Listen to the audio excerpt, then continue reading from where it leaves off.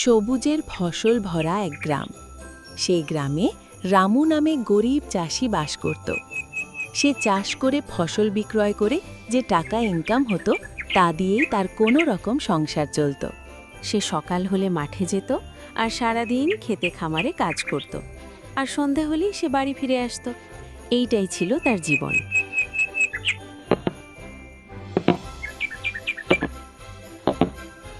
সে নাঙল টেনে মাঠ কুপিয়ে সে চাষ করত, কিন্তু সেই সুখের দিন বেশি দিনের জন্য নয়।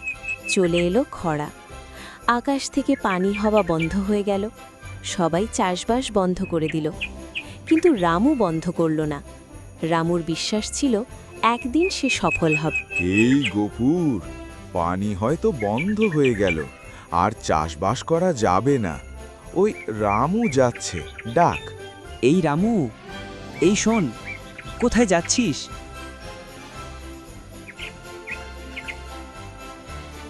এই মাঠে বীজ ছড়াতে যাচ্ছি।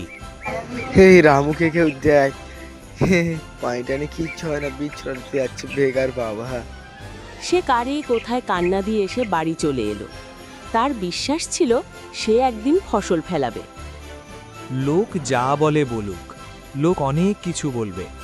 আমি জমি ধান চাষ করব, কষ্ট করে ওপরওয়ালা ঠিক আমার। কিছুদিন পর ঝড় বৃষ্টি শুরু হয়ে গেল। কয়েক মাস পর জমিতে ফসল ভর্তি হয়ে গেল, আর রামু তো খুব খুশি।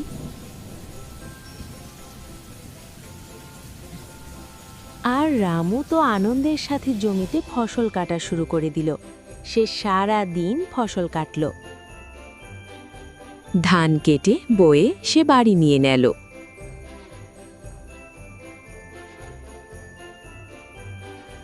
আরে রামু, তুমি তো বুঝিয়ে দিলে যে চেষ্টা করলে সফল হওয়া যায়।